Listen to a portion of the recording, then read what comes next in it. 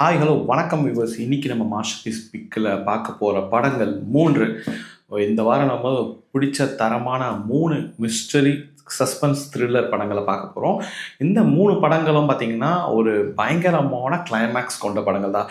இந்த தாராளமாக நீங்கள் என்னை நம்பி இந்த படங்களை டெஃபினட்டாக பார்க்கலாம். ஒர்த் வாட்சபிள் மூவி தான். ரெண்டாவது விஷயம், இந்த படங்களில் வந்து அடல்ட் கண்டென்ட் இருக்குதா இல்லையா அப்படின்றது வந்து இந்த படங்கள் ஒரு ரிவ்யூலையும் சொல்லி முடிக்கும் போது அந்த படத்தை வந்து அடல்ட் கண்டென்ட் இருக்குதா, நீங்கள் பார்க்க முடியுமா ஃபேமிலியோட அப்படின்னு எல்லாத்தையும் நான் டீட்டெயிலாக சொல்லிடுவேன். ஸோ இந்த படங்கள் எல்லாமே வந்து பயங்கர ட்விஸ்ட் அண்ட் டர்ன்ஸ் இருக்கா அப்படின்னு கேட்டிங்கன்னா அது கிளைமேக்ஸ் பார்ட் நோக்கி தான் இருக்கும். ஃபர்ஸ்ட் படம் என்னன்னு பார்த்தீங்கன்னா 2022 ஒரு சைனீஸ் கிரைம் மிஸ்ட்ரி த்ரில்லராக வெளியே வந்த லாஸ்ட் இன் த ஸ்டார்ஸ். இப்போ இந்த படத்தோட கதை என்ன அப்படின்றத லைட்டாக பார்க்கலாம். கதாநாயகன் மனைவி இவங்க 2 பேர் காதலிச்சு கல்யாணம் பண்ணுறாங்க.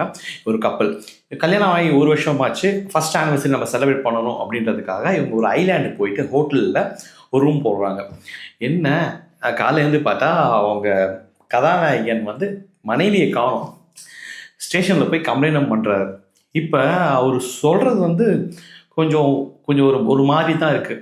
15 நாளாக தேடிட்டே இருக்காரு, என் மனைவி தேடி கண்டுபிடிக்க மாட்டாங்க அப்படின்னு சொல்லிட்டு ஒரு விரக்தியில் போலீஸை போய் நிற்கிறாரு. அவங்க என்ன சொல்கிறாங்க, தம்பி நாங்கள் லவ் பண்ணி கல்யாணம் பண்ணிட்டு இருக்கீங்க, இப்போ ஆனிவர்சரி வரீங்க, திடீர்னு காணாமல் போகிறதெல்லாம் ஒரு இயல்பான விஷயம். இங்கே எங்கள் கணவனுக்கு தெரியாமல் மனைவி ஓடி போகிறதெல்லாம் வந்து சாதாரண விஷயம். இந்த சாதாரண விஷயத்துக்கு வந்து நாங்கள் ஆக்ஷன் வந்து எடுத்துட்டு தான் இருக்கோம், எங்களால் முடிஞ்ச அளவுக்கு நான் பண்ணிட்டு தான் இருக்கோம், சீக்கிரம் கண்டுபிடிச்சு தரோம் அப்படின்னு சொல்லிட்டு சொல்கிறாங்க அந்த கணவன் கிட்ட, ஹீரோ கிட்ட. இதில் வந்து ஏதோ ஒரு விஷயம் இருக்குது அப்படின்னு தான் பார்க்குறாங்க மற்ற போலீஸ். ஆனால் கதாநாயகன் சொல்கிறத சரியாக நம்ப முடியலன்னு சொல்லிட்டு மற்றவங்க சந்தேகப்பட்டாலும் ஒரே ஒரு போலீஸ்காரன் மட்டும் இதை வந்து நம்புறாரு. இப்படி இருக்கக்கூடிய தருணத்தில் உண்மையாகவே கதாநாயகன் சொல்கிற அந்த விஷயம் வந்து நியாயமாக இருக்குது அப்படின்னு சொல்லிட்டு அந்த நம்புறாரு. பார்த்தீங்களா அந்த போலீஸ், அவர் வந்து என் சக்திக்கு என் பவருக்கு இதை வச்சு என்னென்ன பண்ண முடியுமோ அதை வச்சு நான் கண்டிப்பாக நான் தேடுறேன், நீங்கள் கொஞ்சம் பொறுமையாக இருங்க அப்படின்னு சொல்லிட்டு ஹீரோட்ட சொல்கிறார். சார் நான் 5 நாளில் விசா முடிய போகுது, நான் அந்த ஊரை விட்டு கிளம்பி போய் தான் ஆகணும், அதுக்குள்ளே காணாமல் போன என் ஒய்ஃபை வந்து கண்டுபிடிச்சிதாங்க அப்படின்னு சொல்லிட்டு கதாநாயகன் வந்து அந்த போலீஸ்கிட்ட சொல்கிறார். சரி நான் பார்த்துக்கிறேன், நீங்கள் போய் ரூமில் தூங்குங்க அப்படின்னு சொல்லிட்டு போலீஸ்காரர் அனுப்பிச்சு வைக்கிறார். இவர் போய் கதாநாயகன் போயிட்டு தூங்குறோம் அப்படின்னு சொல்லிட்டு தூங்குறாரு. காலையிலேருந்து பார்த்தா ரூமில் வேற ஒரு பொண்ணு இருக்குது. என்னடா இருக்கு, என்ன பதட்டமா, யார் நீ அப்படின்னு சொல்லிட்டு கேட்குறாரு ஹீரோ. கேட்டவுடனே அவங்க என்ன மரகர கைனி போச்சா, நான் தான் உன் ஒய்ஃப் அப்படின்னு சொல்கிறாங்க அவங்க. இவர் தூக்காகி போகிற, என்னம்மா சொல்கிற, ஒரு வருஷம் குடும்பத்தில் எனக்கு தெரியாதா, என் காதலிச்சு வர கல்யாணம் பண்ணியிருக்கேன், என் பொண்டாட்டி யாரும் எனக்கு தெரியாமல் நான் இந்த ஒரு வருஷம் நான் குடும்பம் நடத்தினேன் அப்படின்னு சொல்கிறேன், நீ யாருமா அப்படின்னு சொல்லிட்டு கேட்குறாரு ஒரு அதிர்ச்சியோட. அந்த ஒரே போலீஸ்கார் நம்பினார் பார்த்தீங்களா அந்த கதாநாயகனை. அவர் வந்தால் அவர்கிட்ட இங்கே பாருங்க சார் அப்படின்னு சொல்லிட்டு அந்த லேடி, அந்த பொண்ணு வந்து சம்சாரம் வந்து என்ன சொல்கிறாங்கன்னா ஃபோட்டோ காமிச்சு, பாருங்கள் சார் என் ஹஸ்பண்ட் இவர் தான், இவர் யாருன்னு கேட்குறாரு என்னி அப்படின்னு சொல்கிறாங்க.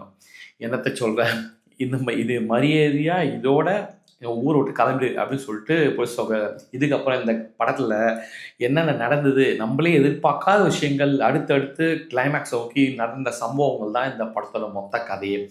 இது வந்து ஒரு சூப்பர்வான மூவி சொல்லலாம்.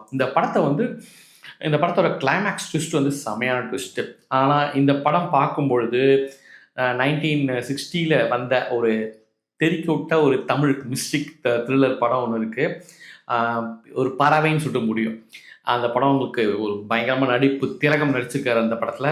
அந்த படத்தோட இதுதான் நீங்கள் கன்சா இப்போ ஜென்சி கிட்ஸ்க்கெலாம் வந்து அந்த படம் பார்க்க கண்டிப்பாக வாய்ப்பே கிடைக்காது. ஸோ நீங்கள் என்ன பண்ணலாம், இந்த படத்தை பாருங்கள். இந்த படம் வந்து அந்த படத்தை மேட்ச் பண்ண முடியும். ஸோ இந்த படம் வந்து ஒரு பெஸ்ட்டு கிளைமேக்ஸ் கொண்ட டெஃபினட்டாக ஒர்த் வாட்சபிள் மூவி தான். நம்ம எதிர்பார்க்காத ட்விஸ்ட் அண்ட் டர்ன்ஸோட ஒரு சீனுமே சூப்பராக இருக்கும் அந்த படத்தில். ஸோ இதை விட சூப்பர் மேட்ரு இந்த படம் வந்து ஃபேமிலி கூட நீங்கள் தாராளமாக பார்க்கலாம். ஏன்னா இந்த படத்தில் எந்த ஒரு அடல்ட் கண்டென்ட்டும் இல்லை, தாராளமாக நீங்கள் பார்க்கலாம். லாஸ்ட் இன் த ஸ்டார்ஸ். ரெண்டாவது நம்ம பார்க்க போகிற படம் 2015 ஒரு கிரைம் த்ரில்லராக வெளிவந்த படம் போர்ட் ஆஃப் கால். இந்த படத்தில் கதாநாயகன் போலீஸ் டிபார்ட்மெண்ட்டில் ஒரு முக்கியமாக வேலை பார்க்கக்கூடிய ஒரு நபர், ரொம்ப நேர்மையான ஒரு நபர். நம்ம ஆள் வந்து ஒரு கிரைம் ஸ்கூலில் போனார்னா அந்த கிரைம் சீனை பிரித்து மேய்ஞ்சு அக்கா யார் அப்படியெல்லாம் அலசவே மாட்டாங்க, அவர் வந்து அந்தளவுக்கு சிறப்பாக பண்ணிவிடுவார். அப்படியாப்பட்ட ஒரு சம குவாலிட்டி உள்ள ஒரு ஹீரோ, புத்தி கூர்மை அதிகமாக இருக்கக்கூடிய ஒரு ரகமான ஒரு ஆள் தான் நம்ம ஹீரோ. இன்னொரு பக்கம் நம்ம கதாநாயகி, அவங்களுடைய இன்ட்ரோ, அவங்க வந்து ஒரு ஏழை குடும்பத்தில் வந்தவங்க. அந்த அம்மாவை பொறுத்த வரைக்கும் நம்ம லைஃப்பில் எப்படியாவது பெரியாளாக பணக்காரி ஆகணும் அப்படின்னு சொல்லிட்டு ஒரு ஆசை கொண்ட ஒரு ஹீரோயின். ஆனால் என்னென்ன இரவு பகலாக வேலை பார்த்தாலும் அந்த அம்மாவால் அப்படியாப்பட்ட பணக்காரமாக ஆக முடியல. ஏதோ வாழ்க்கை போயிட்டுருக்கு அப்படின்னு சொல்லி போயிட்டுருக்காங்க. ஒரு கட்டத்தில் நம்ம கிட்டத்தட்ட ஒரு ஒரு ப்ராஸ்டியூட் ஆனாலும் பரவாயில்ல, நம்ம நினச்ச வாழ்க்கையை வாழணும் அப்படின்னு சொல்லிட்டு ஒரு டிசிஷனை, ரொம்ப ஒரு போல்டான டிசிஷன் எடுக்கிறாங்க. இன்னொரு பக்கம் ஒரு தருணத்தில் ஒரு ஃப்ளாட்டு, அந்த ஃப்ளாட்டில் ஒரு கிரைம் நடந்திருக்கு அப்படின்னு சொல்லிட்டு போலீஸ்க்கு இன்ஃபர்மேஷன் வருது. அந்த கதாநாயகன் தான் அந்த ஸ்பாட்டுக்கும் போகிறாரு. அங்கே போய் பார்த்தா அங்கே போயிட்டு இருக்க அந்த ஃப்ளாட் மாதிரி இருக்க அந்த இடத்துல ஒரு டெலிவரி வேன் ஓட்டுற டிரைவர் தான் அங்கே தங்கிட்டு இருக்காரு. அந்த ஆள் இப்போ காணும். உள்ளே ஏதோ கிரைம் நடந்திருக்கு அப்படின்றது மட்டும் இருக்குது. அந்த கிரைம் தெரியுது என்னன்னு. இப்போ நம்ம சரி போகலாம், இந்த சரி பரவாயில்ல அப்படின்னு சொல்லிட்டு நம்ம ஹீரோ வந்து கண்டுபிடிக்கலாம் அப்படின்னு சொல்லிட்டு ஒரு கட்டத்தில் நேராக போலீஸ் ஸ்டேஷன் வந்து அந்த வேன் டிரைவரே வந்து சரணடைஞ்சு நான் தான் அந்த கிரைமை பண்ணேன் அப்படி சொல்கிறார். நம்ம கதாநாயகன் கேட்குறாரு, என்ன விளையாடுறியா, உள்ளத்துக்கு வச்சேன்னா அவ்வளோதான், சாகிற வரைக்கும் உள்ளே தான் இருக்கணும், வெளியே வர முடியாது அப்படின்னு சொல்லிட்டு கொன்னே போட்டுருவாங்க ஒன்று அப்படின்னு சொல்லிட்டு ஜாலியாக நீ தான் கொலை பண்ணுற அப்படி சொல்கிறேன் அப்படி சொல்கிறாரு. அந்த ஆள் ஒரு கதையை சொல்கிறார். அந்த இப்படி ஒரு கதையை நம்ம எதிர்பார்த்துருக்கவே மாட்டோம். ஈவன் ஹீரோ எதிர்பார்த்துருக்க மாட்டார். அவரே எதிர்பார்க்காம பல பல விஷயங்கள் அவர் கதையாக சொல்கிறார். பார்த்தீங்களா, அந்த சம்பவங்கள் தான் இந்த படத்தோம். இந்த மொத்த படத்தோட கதையை கேட்டிங்கன்னா படத்தோட கிளைமேக்ஸ் தான் பெஸ்டான ப்ளாட்னு சொல்லலாம். பொதுவாக ஒரு சில படங்களில் தான் இந்த மாதிரி கிளைமேக்ஸ் அமையும். இந்த என்னடா அது, இந்த மாதிரிலாம் யோசிக்க முடியுமா உங்களுக்கு, நம்மளாம் எவ்வளோ படம் பார்த்துருக்கோம் அப்படின்னு சொல்லிட்டு உங்களுக்கு கண்டிப்பாக தோணும் இந்த படத்தை பார்க்கும்போது. செகண்ட் ஹாஃபில் இந்த படத்தில் கதாநாயகன் கதாநாயகி இவங்க எக்ஸ்ட்ராடினரி பெர்ஃபார்மன்ஸ். இவங்க ரெண்டு பேருமே, கதாநாயகன் வந்து அந்த எஸ்டாப்ளிஷ்ட் ஆர்டிஸ்ட், அந்த ஊரில் ஹாங்காங்கில் அவர் ரொம்ப பயங்கரமான ஹீரோ. நம்ம ஊர் கமல் மாதிரி வச்சுருப்பாங்களேன், அந்த மாதிரி போல இருக்குது. ஸோ பயங்கரமாக அடிச்சிருப்பாங்க. ஹீரோயினுக்கு இது வந்து முதல் படத்தில் இப்படி ஒரு பெர்ஃபார்மன்ஸை சத்தியமாக எதிர்பார்க்க முடியாது. அவங்களுக்கு ஆஸ்காரே கொடுக்கலாம். அந்த அளவுக்கு வேற ரகத்துக்கு தெறிக்க விட்டு நடிச்சிருக்காங்க ஹீரோயின் இந்த படத்தில். அட்டகாசமான பெர்ஃபார்மன்ஸ். நீங்கள் இந்த படத்தை பெஸ்ட் வாட்ச்சு. நீங்கள் கண்டிப்பாக பார்க்கும்போது, அந்த படம் பார்க்கும்போது நீங்களே அதை ஃபீல் பண்ணுவீங்க. இந்த படத்தில் அடல்ட் கண்டென்ட் கண்டிப்பாக இருக்குது. அதாவது ஒரு சில படங்கள்லாம் இருக்குது அடல்ட் கண்டென்ட் கொஞ்சம் இருக்கும், படம் கொஞ்சம் கதையாக ஓடும். ஆனால் இந்த படத்தில் படமே அடல்ட் கண்டென்ட் தான். அந்த மாதிரியான ஒரு படம் தான் இது. நீங்கள் இந்த படம் பார்த்தீங்கன்னா பிடிச்சிரும். அந்த மாதிரி ஒரு படம். நீங்கள் இப்போ தான் கல்யாணம் ஆகி இப்போ தான் கப்பலாக இருக்கீங்க அப்படின்னா நீங்கள் கண்டிப்பாக பார்க்கலாம். ஆனால் கண்டிப்பாக கிட்ஸ் வச்சு பார்க்காதீங்க. இது கண்டிப்பாக 18+. மூணாவதாக நான் ரெக்கமெண்ட் பண்ண போகிற படம் என்னன்னு பார்த்தீங்கன்னா 2022 ஒரு ஸ்பானிஷ் பிளாக் காமெடி படமாக வெளிவந்த த காஃபி டேபிள். இப்போ இந்த படத்தோட கதை என்ன அப்படின்றத பார்க்கலாம். இந்த கதாநாயகன் ஒரு மனைவி, இவங்க கிட்டத்தட்ட ஒரு டெலிவரிக்கு போயிட்டுருக்காங்க. குழந்தையை பெற்றெடுத்து அவங்க வந்து ஹீரோவோட வீட்டுக்கு வந்தாகும். வரவங்க நேராக கதாநாயகி இவங்க ரெண்டு பேரும் சேர்ந்து அந்த கை குழந்தைய வச்சுட்டு ஒரு ஃபர்னிச்சர் ஷோரூமுக்கு போகிறாங்க. போகிற இடத்துல ஒரு காஃபி டேபிளை பார்க்குறாங்க. அந்த காஃபி டேபிள் ரொம்ப ரொம்ப ஹீரோக்கு பிடிச்சிருக்கு. பார்த்த முதல் பார்வையிலேயே கதாநாயகி ரொம்ப பிடிச்சிருக்கு. அப்படியே ஆப்போசிட்டில் கதாநாயகிக்கு சுத்தமாக பிடிக்கல. அங்கே இருக்க சேல்ஸ் பண்ணி இந்த ஆள் கண்டிப்பாக அந்த டேபிள் அவர்கிட்ட ஹீரோ தள்ள கட்டிடணும் அப்படின்னு சொல்லிட்டு கங்கனை கட்டி அலையிறான் அந்த சேல்ஸ் மேனு. ஹீரோயினுக்கு பிடிக்கல, ஹீரோக்கு ரொம்ப பிடிச்சிருக்கு. சேல்ஸ் பண்ணி இவங்க ரெண்டு பேரில் ஹீரோ தள்ள இதே கட்டணும். இந்த கான்செப்ட் தான். கதாநாயகி நம்ம வீட்டோட இன்டீரியருக்கு இந்த டேபிள் உள்ள இருக்க வால்கள் கண்டிப்பாக மேட்சே ஆகலை அப்படின்னு சொல்லிட்டு ரொம்ப ஸ்ட்ராங்காக இருக்காங்க. அவங்களுக்கு இந்த டேபிள் கண்டிப்பாக பிடிக்கல, கிளம்பலாம் அப்படின்னு சொல்லிட்டு ஹீரோ ஃபோர்ஸ் பண்ணுறாங்க. அந்த மார்க்கெட்டிங் பண்ணுற ஆள் அவன் பேசுகிற பேச்சில் மயங்கி கதாநாயகன் என்ன சொல்கிறதுன்னு தெரியாமல் அங்கேயே நின்றுட்டு இருக்காரு நம்ம ஹீரோ. ஒரு கட்டத்துக்கு மேலே விரக்தியாகி போய் வெறுப்பாகி போய் நீ ஆச்சு உன் டேபிள் ஆச்சு வாங்காடி போ சொல்லிட்டு கதாநாயகி வீட்டுக்கே கிளம்புனாங்க. இப்போ கதாநாயகன் என்ன பண்ணுறாரு, சார் இப்போ என்ன சொல்கிறீங்க நீங்கள், நான் தொண்டை தண்ணியை வார்த்தை ரொம்ப நேரம் பேசிட்டோம், உங்களுக்கு டேபிள் வேணுமா வேணாவா அப்படின்ற மாதிரி அந்த கட்டத்துக்கு வராது சேல்ஸ்மேன். இல்லை எனக்கு ரொம்ப ரொம்ப பிடிச்சிருக்கு, நான் கண்டிப்பாக எடுத்துக்கிறேன் அப்படின்னு சொல்லிட்டு நம்ம ஹீரோவும் அந்த டேபிளை வாங்கிறாரு. இவ்வளோ மனைவி சொல்லியும் வாங்குறான்னா ஒரு மன தைரியத்தை பாராட்டணும். கொஞ்சம் தெனாவட்டில் தான், ரொம்ப தைரியசாலி வேறு. வாங்கிட்டு வந்துடுறாரு. வந்தால் வீட்டில் கை குழந்தை இருக்குது. இப்போ தயவுசெய்து கொஞ்சம் பத்திரமா பார்த்துக்கோங்க, நான் மட்டும் வெளியே போயிட்டு ஒரு முக்கியமான ஒரு சில விஷயங்களை முடிச்சுட்டு வரேன் அப்படின்னு சொல்லிட்டு ஹீரோயின் இப்போ வெளியே போகிறாங்க. பக்கத்தில் ஸ்டோருக்காக போகிறாங்க.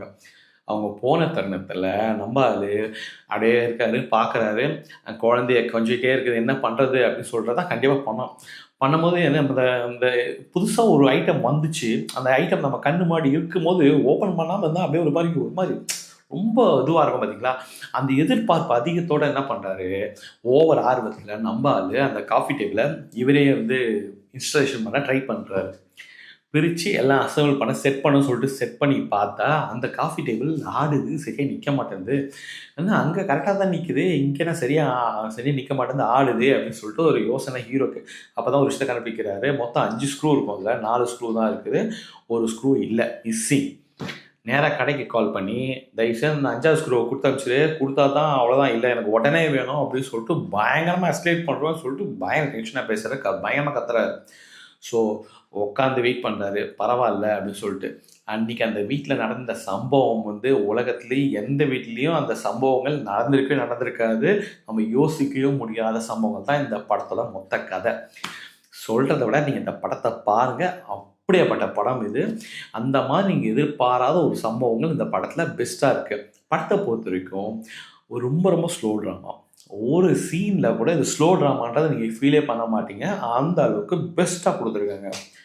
நம்ம சொல்லி நீங்கள் இந்த பல பேர் இந்த படத்தை நீங்கள் பார்த்து ரசித்து அதுக்கப்புறம் நீங்கள் கமெண்ட் செக்ஷனில் உங்களுக்கு நீங்கள் போடுங்க என்னன்னு சொல்லிட்டு. உங்களுக்கு பிடிச்சிருந்தா இல்லையான்றதை நானும் தெரிஞ்சுக்கிறேன். உங்களோட பாயிண்ட் ஆஃப் வியூ எப்படி இருக்குது, என்னோட சப்ஸ்கிரைபர்ஸோட வியூஸ் எப்படி இருக்குது நான் தெரிஞ்சுக்கலாம்.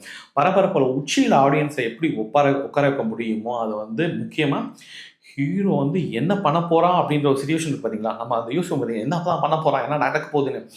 அந்த க்யூரியாசிட்டியை சூப்பர்வாக நம்ம ஆடியன்ஸோட மைண்ட் செட்டை பிடிச்சி ஆடியன்ஸை வந்து நம்ம அந்த கேரக்டரை ஹீரோவாக மாறி யோசிக்கக்கூடிய அளவுக்கு இதை வந்து சூப்பராக பண்ணியிருக்காங்க.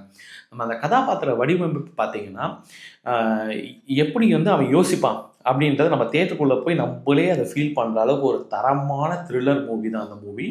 ஸ்லோ ட்ராமா தான், ஆனால் நீங்கள் ஸ்லோ ட்ராமா கண்டிப்பாக ஃபீல் பண்ண மாட்டீங்க. இது ஹைலி ரெக்கமெண்ட் மூவி. இந்த படத்தை நீங்கள் ஃபேமிலியோடு பார்க்கறதுக்கு வாய்ப்பே இல்லை. ஏன்னா படத்தை நீங்கள் பார்த்தீங்கன்னா தெரியும், அப்போ தெரியும். அது டீட்டெயிலாக சொல்ல விரும்பல.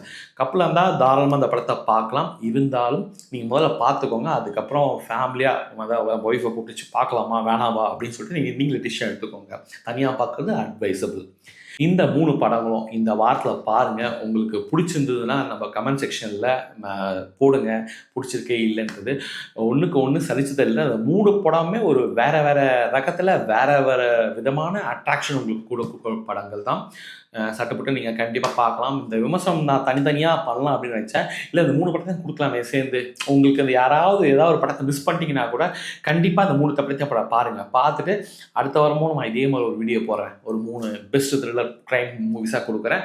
அதே மாதிரி அதையும் பார்த்து ரசிக்கிறதுக்கு இந்த வீடியோ உங்களுக்கு கண்டிப்பாக ஹெல்ப்ஃபுல்லாக இருக்கும். இதே மாதிரி வேறு ஒரு வீடியோவில் உங்களை சந்திக்கிறேன். Until then, bye from உங்கள் பிரசன்னா. தேங்க்ஸ் ஃபார் வாட்சிங் மாஸ்டர்பீஸ் பிக். நன்றி, வணக்கம்.